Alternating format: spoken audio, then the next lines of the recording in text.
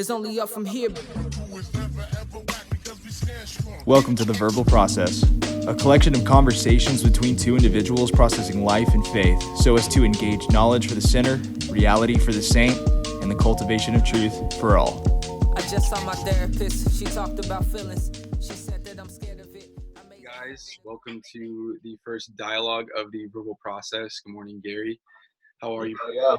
I'm well. How are you? Doing well, dude. I'm too excited. Today, as you know, is a very special episode for us. We are going to be doing a series of question and answer, just with some little icebreaker questions. So, for anybody who is listening, this is a unique episode. This is not what the podcast is going to be centered around us just talking about ourselves or asking questions of each other in this format. But we do want you, if you are listening today, to think about these questions with us. They're very goofy. They're icebreakers. They're meant to just get us comfortable with each other. And also the goal for us in doing this is just to let whoever does end up listening and joining in this verbal process with us, just to get to know us a little bit. We want you guys to feel comfortable and to literally verbally process with us, or I guess in your case, if you're by yourself, to just mentally process with us and think about the things. So I thought this would be a good exercise on day one, dialogue one. And so, yeah, we're gonna do this thing. So hopefully as we progress with this series, you'll notice that our conversations will get a bit more heavy. They'll get a bit more, I don't want to say heavier intense, but they will have a bit more weight to them, because what Gary and I like to talk about is our deeper things. We just like to think. But today was just something we wanted to do to make it a little more personal and a little more just fun. So with that being said, my name is Ethan Clay. This is Gary Richardson, and we welcome you to the Verbal Process Dialogue number 1. Oof. Yeah. You're excited, man. This is awesome. I'm glad we're doing this finally in video format. Yeah, it's awesome. Right on. Well, yeah, let's get into the interview questions that we have before us. So I'll let you kick it off, brother.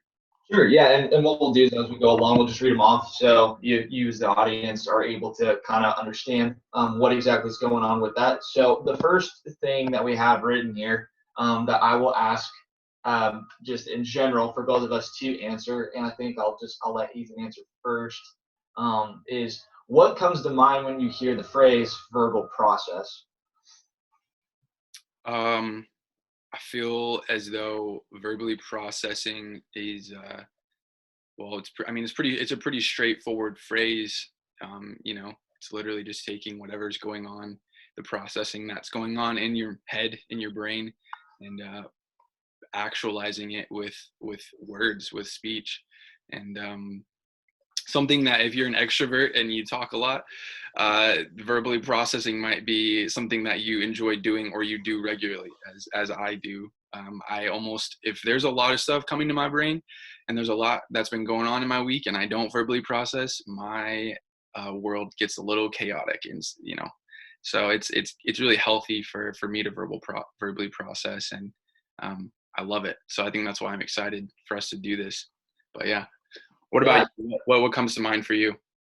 The two words, right? There's distinction in both of them, and I think it's important to highlight that. So I think verbally, right, is the expression of what's going on internally, and then kind of verbally or linguistically putting that forth. You are verbally.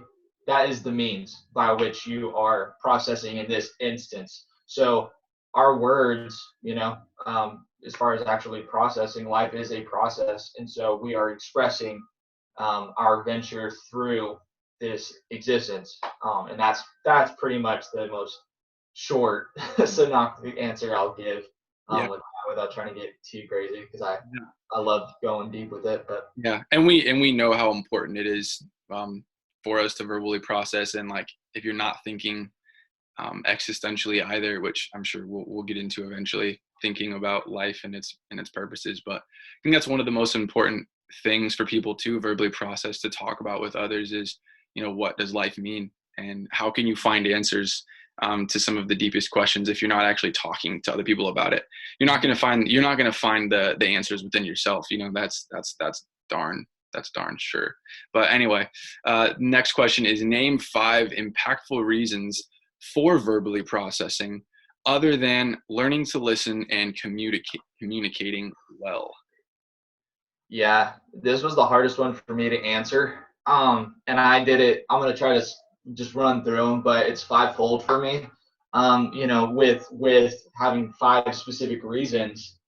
The first one for me was just the intention of our thoughts should lead to an outcome of further realization. So in processing life, you are realizing things, you're discovering things. And so I think verbally processing is you kind of, how do I say, abstractly, like penning down your concepts. You're just not physically writing them down, but you're expressing that, again, just kind of like I was saying before with the first question. Then kind of the second thing with it is it causes me to think deeply about important things and primary things, like what things actually matter, what things are actually true of reality, and then what do I do as a result of that. For me, it establishes an authentic sense of self. So for me, to our relationship or to any relationship that I might be partaking in, there's just this genuineness that we are all humans, that we're all processing. And so collectively in our conversations, we're expressing that at the same time. And then 4, for me, it emphasizes the power of speech and the responsibilities to that power. Not to quote Uncle Ben, but our capacity to speak is a wonderful thing, and we should take heart to think deeply about clearly communicating the concepts that we're putting forth. And I think that's super important. And then 5, just simply put, for me, I'll say exactly what I have down verbatim, and that's it's freaking therapeutic. Like, I love it because for me, it's not even just like I get to get my opinions out there, but again, it's that collective, collaborative effort to discover together, and that we're able to encourage each other in that endeavor. Yeah, that's my answers, and that's kind of what I got with it. Right on. Yeah, I mean, I would say for me, it's funny that we put other than learning to listen and communicating well, but I think those are 2 massive things that impact verbally processing. But yeah, I guess for me it would be the same as what you were saying. I agree with everything in terms of like it is therapeutic, but I think for me personally, it was for too long I just agreed with what everybody else said. And I think what verbally processing does is it allows you to take the things that you are, again, thinking in your head and actualizing them, speaking them. And a lot of times when you have a thought and you're kind of thinking, I don't know, I don't know about what I'm thinking there, and you actually say it out loud, you realize either A, how ridiculous it sounds, or B, man, there's something like far deeper or far greater to this than just what I was thinking about it. Yeah. So I would say if I were to sum up, all 5 reasons, I would probably just sum them up in it's finding and discovering reality. And a part of discovering reality is discovering the reality of who you are as a person and who you were created to be. So yeah, I think that's how I would like sum up the most impactful reason for verbally processing is, like you said there at the end, it's discovering, it's seeking truth. And like I said, for me, far too long, it was just, I wanted to be liked by people because we are, we're tribal creatures, we want to be in community. We need to be in community in order to thrive and survive. And sometimes the downfall to that can be, well, if I want to be in this tribe, depending on my circumstances, I'm just going to have to, maybe agree with what they're saying. But I don't think that's true at all. I think that we actually, if everybody is agreeable and everybody just agrees with what everybody's saying, then nothing is learned, nothing is discovered, and nobody is stretched or grown as a result of it. So I think verbally processing is important for finding oneself and for the greater good of the tribe or for the community, in order that people might grow and really truly find the truth of reality. So yeah. No, straight up, dude. Right on. Um, yeah. So the next one is a little more, I think, insightful to what we think is priority. Yeah. It's a scenario of if you were stuck on a deserted island, had all the food, water, shelter you needed, what three personal items would you bring? You want to go? You want to attack that first? Yeah, I would bring my Bible in my hand, treat it like a Glock. Just no, but I would bring my Bible, personal items. If if if people count as Yeah. personal items, which is weird, but I would Yeah. bring my bride to be, Emma. Um, I would want her to be there with me. So my Bible, my fiance, and I would bring.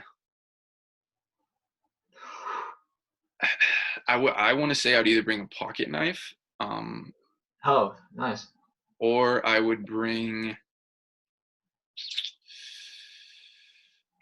Maybe I would cheat the system and I would bring like a survival kit, like a care. Just very like one little. Yeah, either a pocket knife or I would say maybe like a gun or something, just so that way I could get some food to start, out. Yeah. Yeah, especially if you're on a deserted island. But I mean, again, you have all the food, water, and shelter too. So it's like, Oh, okay. Well, then in that case, I would bring a Bible. I would bring my fiance, and I think I would bring all the food, water, and shelter, huh? yeah, dude. Um, It's I don't that that GC water too. know. The GC. We need something other than this ocean water, my guy. Yeah, I'm gonna purify it with my company stuff. I guess I would bring like coffee, or I don't know, maybe my favorite pair of shoes. I'd bring some books, I guess. I would probably bring like my library. How about that? Oh, no, wait. I would need music. I would bring something music oriented. Yeah, I would bring something music oriented, like a record player and some speakers like that. So yeah, Bible, fiance, and then something music oriented, I think, most likely, or my library, one of those two. Man, our answers were almost like so synonymous. The only difference I put instead of library, which that's what I was torn between. I was torn between my library or my coffee, Yeah. like esque equipment, because I didn't know if coffee was included in like food, water. So I just put all my coffee equipment. We'll Um, we'll throw the coffee equipment in there. So what would you take aside from coffee equipment? Probably the U.S. Constitution. Start a democracy on this. I probably would bring many books, and or my pipe. Okay. You could make a pipe though. You wouldn't really need to. Yeah, get a freaking tree to carve it or something like that. You know what I'm saying? Just go find like bamboo wood and carve yourself a pipe. Just whittle a little. You're gonna take some bamboo leaves? Sorry. All right, so the next one is, what fictional character do you identify the most with, and why? This was like hard because I was trying to think of all the movies, all the books that I most like genuinely, authentically identify with. Not just like I'd like to be that person, but like it kind of encapsulates me as an individual. And this is partly because people have said it before, but I think it's more of the things that he stands for is Captain America. People have said this about me. I'm traditionalist, old soul, conservative. I respect dignity, integrity, patriotism, desire to protect the protection of the innocent, and have core values, a moral code, and then freaking Captain America's manly physique. I gotta respect it. Yeah, he is definitely like, if you can take him and put him for any like nationality, I think any person from any country would want to identify as captain of that country, because yeah, he is your atypical superhero who just kind of embodies everything that is like good and just. Yeah. I would say, fictional character do you identify the most with, and why? Um, I don't know. I'm trying to think through like all the different Marvel and DC and what else. Like even I'm low key. Maybe I'll go with an anime character. This is gonna get weird. Y'all are about to see my weeb side. Gosh, it depends. It also depends on like if we're talking like right now. I think in a different stage of life, I would have identified with a character like nobody's gonna know who this is. Good grief. Um, I would have identified with a character whose name is Gaara from Naruto. Man, he was a red-haired ninja from the Sand Village, and he was like super like isolating. He didn't like to be around other people. He was very just like reserved. And I think there was a period in my life in high school where I identified in that way. I think I wanted to be. I don't think it was like necessarily my personality, but I just kind of did out of maybe a self protectiveness, if you will. But I would say Gara, and then I would say for like current fictional character, um, gosh, I've been out of like fiction for a minute. I feel like I haven't like kept up with like movies and stuff like that.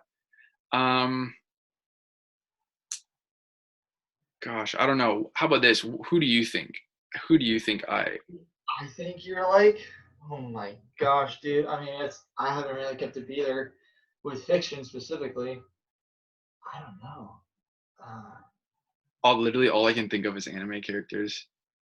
Probably just go with that thing because, like, I can't like, I don't feel like I can encapsulate you and take Yeah. it. Like, I feel bad because nobody knows anime, so it's just like, what is this guy? well, I knew Yara, but Yeah, the other character is from a show called Samurai Champloo, and he was like this really like go with the flow dude. Like something would go wrong, and he would just be like, um, oh, oh, what's the big deal? And then he would just handle business. Like he was yeah, with the flow, but yet he was super serious because he like he knew his ability, and he knew that like if people messed with him, like he was gonna handle the situation. Samurai Champloo is this anime about these two samurai who um, are basically like fighting each other, but then this girl comes across them and her father's lost, and so she ends up bringing the two samurai together to help her find their father. And then these two samurai who are like pitted against each other end up becoming friends. One guy is very traditional, one guy is very like kind of tidy, neat and tidy, traditional, like abide by the rules. The other guy is like kind of go with the flow, real rugged and raggedy, and just kind of like whatever happens but they're both like superb samurai. And yeah, so you can't mess with either of them, but they're complete polar opposites in their personality. So I felt like I was I can't remember his name right now, but I felt like I was more like kind of the rugged go with the flow guy, where something would happen, these guys, he would like knock something over in the market, and these guys would be like, hey man, what do you think you're doing, and he's like, whatever, keep walking. And they'd start like running at him, and he'd just be like, pull out his sword, just be like, whatever, and just so I'm not saying that I'm a BA in the way that I can beat people up, but I'm laid back, and then if something happens, I'm gonna go with the flow. I'm gonna figure out the situation, and I'm not worried about any. master. Yeah, I'm not worried about having like an inability to like problem solve or figure something out, and I guess I'd go with him. So That samurai Champloo is like order chaos. yeah, literally, yeah. Yeah, interesting. That's cool. Yeah, I wasn't overly into anime. I was like Avatar: Last Airbender, like a little bit of Naruto, and Yeah, maybe Dragon Ball Z, and like Beyblades, like American stuff. But that's about it. Beyblade was awesome, dude. Good Beyblade. His his name is Mugen, or Mood. or Moigan. Yeah, I looked him up real quick, but he's Nice. got big poofy brown hair and like a really like just like beat up kimono, and he's super dope. Anyway, let's go to the next one. I'm done. You're I get off good. my anime nerdiness. You're good. If you could go to any country that you haven't been to, where would you go and why? Oh my gosh. Well, based on my last answer, I'll go ahead and just say Japan. And I would go to Japan because, again, like most of my life, okay, so my stepsister, her name is Alicia, or in Japanese you would say Erisha Moria. She is half Japanese, half German, basically, and we came into each other's lives right around middle school, and that was right around the time where I was starting to get into anime and all that stuff. So with her being my stepsister, with her, you know, being able to speak Japanese and kind of bringing that Japanese culture into my life a bit more strongly, I've always wanted to go to Japan, just see it like firsthand and kind of see like all these little things that I always geek out about. I love Japanese food. I love sushi. I love poke, I love fish. And yeah, I just think I would want to go and see it for myself. And I always wanted to go with her because her dad is obviously from there as well and lives there. So we used to plan like that I was going to go with her over a summer, but sadly it never happened. So yeah, Japan would be it for me. Yeah, if it wasn't for all this stuff, you know, as far as traveling and stuff like that, I'd be like, yeah, honeymoon, dude, that'd be so sick. I don't know if Emma would be as down with Japan. I would geek out. Like Yeah. I would geek out a little too much, and she would probably just be like. I just love the like orderliness and the excellence that they pursue. Like even their McDonald's. Yeah. Like I would probably go visit their McDonald's, but there's no way you're gonna get me, you know, out here trying to go to McDonald's. But yeah, that's sick. I put some place I've wanted to go. I kind of put two of them together because they're kind of within the same spectrum of culture, though I'm not trying to make them too similar by any means. They have their own distinction, but Australia or New Zealand. Culture, landscape, coffee scene, landscape. Like just go see like Hobbiton, but also like just go see it and understand the dynamics of that. Go watch like some rugby or whatever. That would be sick. I would actually love to go there too because both of those countries have got gnarly mountain chains to go snowboarding. So really? some really awesome snowboarding videos based out of New Zealand or Australia. And I think one of them, if I could be wrong, but I thought that in one of them you can snowboard like all year round because the altitude where the mountains are is like cold enough that it, like the snow just stays and keeps coming down. So, and I've always been jealous too of people with Australian accents. Yeah. Grace Edwards, if you listen to this, and Sutton is getting married to an Australian, and her accent is awesome. People, I love the Lord Jesus Christ, mate. That's so good. You're a real bogan. A bogan, I remember. Yeah. Oh my gosh. Okay. So next one is: if you were a superhero or a supervillain, who would you be? And then we'll just go ahead and pin the two together. Did you choose the character because you were like them, or because you aren't and would like to be? Ooh. So I put two offsets, right? So I put one superhero, one supervillain. In my mind, not everybody's gonna think that the second set of people are, but in my mind they are because one of the greatest book series and one of the greatest shows that I think is out there. The first one is Batman and Joker. So good, just in general, like the offsetting and the off-putting, and then you know, did I choose them? There's aspects of them that I'd like to be, but I think there's aspects of me internally that are as well. You know, you have Batman who has this rugged sense of revenge because of what happened to his parents, and he's a very realistic character in comparison to a Superman or someone like that. So I like that aspect of it, and he has this code that he sticks by. And then the Joker is this chaotic, you know, son of anarchy who's trying to make him break that. Who's trying to break him and show that he, you know, you're not truly in control. And then the other pair that I put is Sherlock Holmes and James Moriarty. Oh my gosh! Yikes. Like, that is deep. Yeah, that one I'll let it speak for itself. I don't have to explain that one. Just go watch Sherlock BBC series right now. I haven't ever seen the series, but I love the movies with Robert Downey Jr. They were made so excellently, and just the like the editing and kind of like the way they shot like some of those like scenes is just so fun, like the slow motion and where Robert Downey Jr.'s character of Sherlock is like, you hit him here and then here and then here. you watch him like process through what he's gonna do as it's happening, and then it goes, and then it's like and he does everything. Oh, it's so sick. Dude, the BBC series is each episode is an hour and 30 minutes. It's like a freaking movie. And so there's only like 3 episodes per season, and there's 3 seasons. And I like it more than the Robert Downey Jr. movies. No. Love those movies. Okay, I'll have to check it out. Wow. Benedict Cumberbatch, dude. Like they're in they're in London and stuff. So I just love. I have a problem where when I find something that I like, it can be a little difficult to convince me otherwise. Benedict Cumberbatch is cool. I love Robert Downey Jr. as Sherlock Holmes. I just thought he nailed it. But yeah, for me, superhero or supervillain, I love The Dark Knight, and I love Joker from The Dark Knight.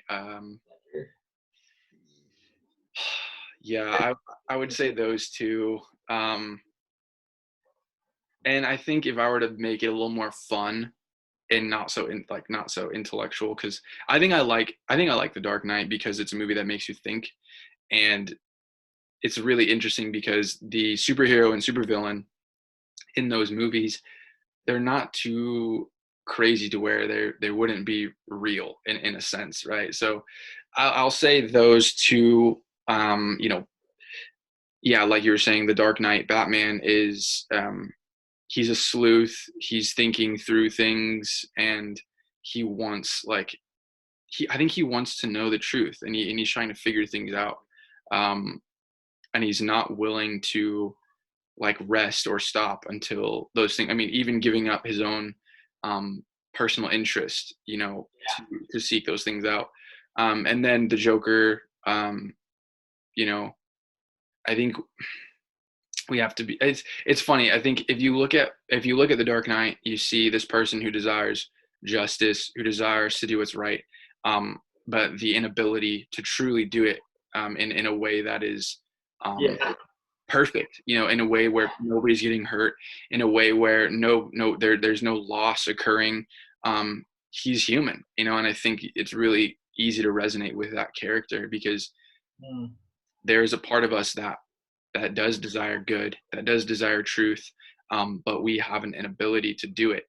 And then you have, on the flip side, you have the Joker. And I think if you look at Heath Ledger's Joker, it's this person who's just driven by creating chaos, and who's driven by just messing things up for the sake of, I just want to see how people react and respond. And I really want to flip the tables and make people like have to worry about and try to work this out. And I think that really, if the Dark Knight is who we were made to be in Christ, and that desire in Christ for good, and that desire in Christ for justice, well, then I think that the Joker embodies like our sinful, fallen, carnal man who's just like, pardon my French, but damn it all to hell. It's just like, but it's like the mortification of sin. Any lustful thought would become adultery. Like it would take it to its nth degree, of fruition. Yeah. Yeah. But I think, I identify with that as well, because it's like, man, like the Joker, if you're being honest with yourself when you're watching The Dark Knight, the things that the Joker does, you're just like, man, like he's crazy, but my flesh is enjoying watching him like flip the tables, if you will, and just like create chaos. And it makes it a really interesting plot line too, because you're just like, well, what is he gonna do? Like the whole scene with the bomb, where neither of the people's triggers actually were gonna detonate. Right. Or maybe they were. I don't know. I can't remember if they were going to detonate or not, but it's just funny because they weren't supposed to. And nobody ended up doing it, and it's just kind of like sometime, anyway, I don't want to go into that, but I would say superhero, supervillain, if we're actually being like superpowers, I would say I would want to be Spider-Man, and supervillain, I would want to be Doc Ock. Dr. Octopus. No, I think, oh, is there a good Marvel bad guy? Or like, I think, I would want to be a DC villain, like somebody from the Batman series. I feel like the Riddler is pretty fun. Oh, Riddler. oh, um, um, Just be Deadpool and go, just end it all. I would be Deadpool. I mean, he's an anti-hero, but yeah. Yeah. Okay. Moving along. Uh, I'll ask this one, and then you can ask the next one. Sure. What was the last present you got for somebody?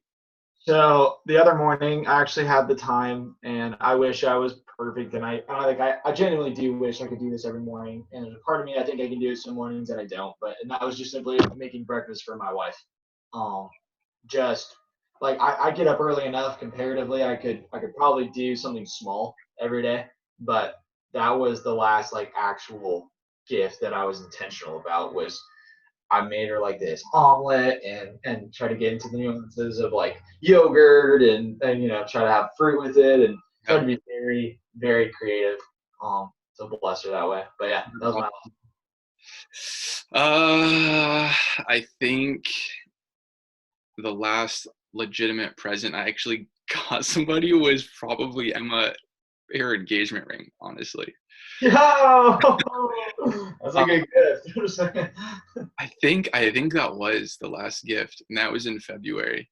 But I bought her an engagement ring and I got her a pair of Converse. So technically, the Converse were the last present, I guess. Only my wife would buy me if Harry could buy first. Oh my gosh. Oh my god, that's funny. Yeah, dang. And Viper sunglasses, go get them. Sheesh. Don't look too long at the advertisements though. Yeah, they're pretty brash, but their sunglasses are dope. Yeah. 7. What language would you like to learn one day and why? Oh man, oh geez. I'll refrain. I was gonna make a joke about uh heavenly languages, but um Yeah. I mean I know that I'll be able to speak in heavenly language one day, but Oh. I would say, just back to my earlier cultural questions, I would love to learn Japanese. I would love to be able to speak to Japanese people in their native tongue. If they're here in America, I think that's one of the coolest things when you see videos of people who are immigrants and they're in another country, and then somebody from that country can speak to them in their native tongue, and you just see this person's face like light up, like, oh my gosh, like, you took the time and the effort to like learn this language, and you're not even in like that country, but yet you took the time to learn it. And it always is something that I feel like is so special for those people when somebody that's not from their home country speaking to them in their native tongue is really cool. So I'd say Japanese, or obviously Spanish. It's other than English, probably one of the most like widely used languages. So Yeah, we just kind of expect everybody to speak English. it's kind of honestly, I really am not a fan of the way that America I think the United States of America might be one of the only westernized cultures where we are not raised bilingual. Think about even Canada. Yeah. They usually speak Canadian French. And where else? Maybe England, but I feel like England is so dense with ethnicities and cultures that a lot of people end up picking up other languages sometimes too. Yeah. I'm trying to remember what influences the British really have. Because they impact a lot of people. Like when I was over at Kenya, Swahili would be an amazing one I'd love to learn, because when I was there, I got to a place where I could carry a sentence, but that was like after 8 days, and so that was a cool thing to see that in working. But the one I actually wrote down was ancient Greek, so that I could read those beautiful Alexandrian texts, scripture, and ancient philosophy writings. Yes. Okay. Like from Plato, from I have to hop on you with that one too. I would like to learn Greek or Hebrew for the sake of being able to read the original transcripts of the Bible. Dang, yeah, that's so good. I wish that they had more of that at the campus that we were at. Yeah. I wish that we could have. I would have totally my last semester taken Greek, like an introductory course, because I have an analytical New Testament that's all in Greek, and I would love to be able to actually read it. Yeah, I mean, it's one of those things though too with where we were at. I mean, kids were getting saved at the campus. So if that was the case, you would have like both ends of the spectrum in one place. You would have the kids who are trying to enter seminary level, studies with also kids who are just barely coming to an understanding of the Bible. So it would be, including myself, that would just be quite a broad spectrum. But Yeah, exactly. It's a good thing too, though. Like if somebody's going to enter into the pastorate, I mean, my goodness, like to have that is just another added dimension of understanding. yeah, If going to Bible college, not seminary, but Bible college is like giving you a 2D spectrum, then adding the languages is like a 3D spectrum, and definitely. that's so helpful. That's why we can get degrees. That's why just hob on seminary, Seminary, online seminary, straight up. Bethlehem, Masters, where are you going? Well, the next question is probably the biggest curveball you guys will hear, but it's: would you rather ride a giraffe to work or an elephant? What are the advantages and drawbacks of your preferred method of transportation? So a giraffe or an elephant. Advantages, disadvantages, and yeah. Wow. Yeah, did you ever see my answer on that? I didn't know. I put neither. Because like I would rather be on a like Lord of the Rings style and just fly on an eagle. You know what I mean? Like, but if I Griffin. because both have their downsides. The giraffe, I feel like I would slip off even if I put a saddle on that thing. And yeah, that's kind of the only because it's a little faster than the elephant. The elephant would be the speed thing. I would feel so slow. Elephants can run, bro. They can, but it's not like a horse where you can, like, they can cover some ground, but it's not like you're gonna be like, hup, hup, and Yeah. it's not a flying bison, like you're getting Avatar. Ah, Dude. freaking Aang, dude. Yeah, man. Um, Have the blue arrow next time you see me. actually got it tattooed. Like, Gary, I Yeah. thought I knew you more than but I don't know anymore. I would choose an elephant. Elephant starts with E, and elephants can step on cars. So if people are being stupid or annoying and not driving properly, I can just walk over their car. Nice. I'm not gonna walk over the cabin of the car, but I'll walk on the hood for sure. You're gonna pull a Jumanji, like original Jumanji, where you just get out of the car. I've seen it. Like a stampede of rhinos that just like runs over all the traffic, and so Oh my gosh! it's like crushing it down, and it stops right before it type thing. It's Yeah, I don't want anybody to get hurt. I would say yeah. the advantages to riding an elephant is that you kind of have your way to work. Like you don't have to worry about. Now, the one thing I'll say with riding an elephant to work is you wouldn't have to take the roads. You could just probably cut through whatever terrain. You could make more of a straight line to work rather than having to like go around. So that might actually make your time faster. I think the drawback to that method is the speed. It'd be slower. I think I can only imagine how much trouble you'd get in with the city if giant elephant turds were like just sitting in the middle of the street or something like that. So I think that would probably be bad as well. I mean, if you could time it to where you went through like farmland, good, thank you. Right? Fertilizer. So, fertilizing the ground. Truncated on the ground. Oh my gosh.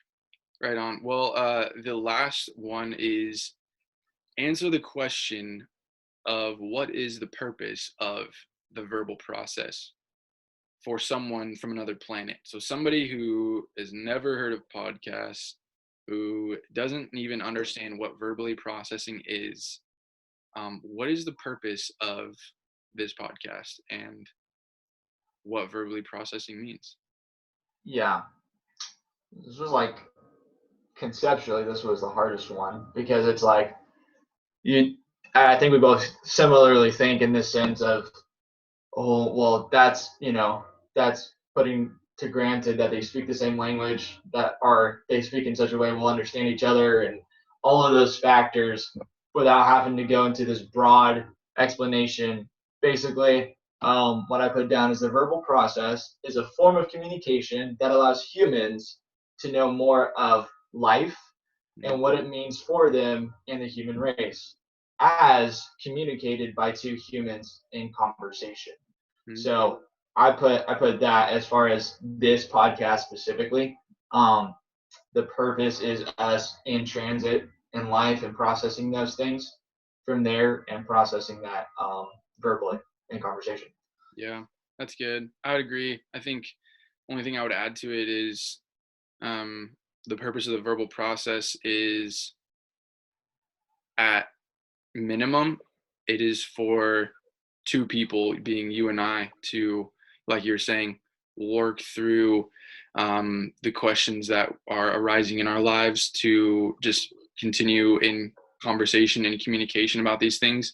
So at minimum, the purpose of the verbal process is just for us as individuals to grow through these conversations. And then after that, like bottom shelf kind of purpose, it's for anybody who listens to be able to join in with us. And if the questions or the topics or things that they think about or are thinking about, then it's an opportunity for them to ask the questions with us. And it's an opportunity for, like you're saying, for you and I, but also for anybody that listens, to join in the walking through life, walking through thought, and walking through understanding. And the goal is to arrive at truth every time. But it's going to be, we're going to be, I think, too deepening our understanding of what the truth really is. So yeah, for somebody from another planet, I would say the verbal process purpose is to help individuals grow in their processing, in the process of life, processing through truth and understanding, and arriving at a deeper place than when they started, for the benefit of their growth as a person. And it should hopefully affect our lives. Like, we should never leave these conversations thinking the same. We should never leave these conversations acting the same. I think in turn, when we're talking, I think we've already seen it, man. Like you and I have already been doing this on and off for a year, when we've already seen the benefit and the fruit of sharing our process with each other, just being honest and transparent, and talking about it and working through it. And the Lord has ultimately brought us further and further and deeper and closer to Him. So yeah. Yeah, and I love that question too, because I think really bringing this kind of home and segueing it to the purpose of it, it causes us to simplify, right? Because explaining to somebody on another planet, you're basically introducing, okay, somebody who has no concept of what that actually is and what this actually is, and the purposefulness and the motivation behind that. But also, I think for us now, having the same dialect, having the same purpose and intention, simplifying things for our audience, simplifying things for our sakes, because I don't think if we can't communicate it to, again, a child, if we can't communicate it to somebody who doesn't know what it is, then we don't truly understand it, right? Part of actually knowing something is first remembering it, but then also, learning more about what it is and the creative process. Too. Yeah, the creative process is like the last aspect of it, to where we're actually Mm. getting to a place to where we have a little bit of credibility. But and then for the audience too, like, um, what you're not going to find is two guys with PhDs discussing things. We're just authentically, genuinely coming to have wonderful conversations, deep conversations, to be very intentional and to speak as clearly and as purposeful as we can, as we are both, processing life, as we are both processing our existence, um, you know, wrestling with deep concepts in the future, and just learning more about one another and more about the reality that we dwell in.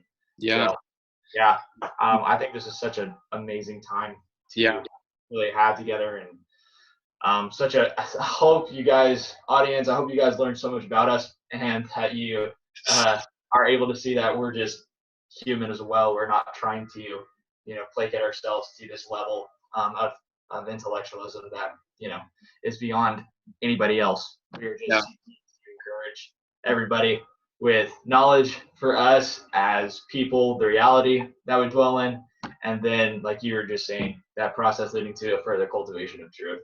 Yeah. So, Yeah. yeah, And man, I hope that we can keep it like light and fun in this way. And I really do hope, um, as we continue doing this, for anybody that does listen, that it becomes something that they actually enjoy thinking through the topics or the questions that are brought up. And it's not just like, oh, here they go, just talking again, but I hope it really is something that for those that do listen, that it's you're able to enjoy asking the questions of yourself and processing through them and just joining with us. Like Gary was saying, there's nothing um, about us that's special. We're just two people that had a vision and a dream to take our conversation to a place where other people could join with us. And that's really simply all it is join with us, join in the verbal process with us, and verbally process yourself with those around you.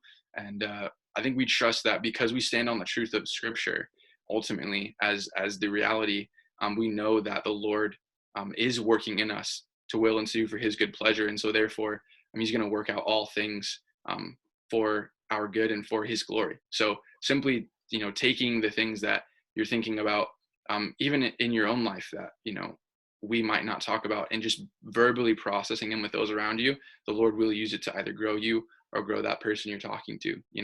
So I think that's the goal, man, is to spark people to desire to be honest and to verbally process with those around them as well. So yeah, dude. Um, fantastic.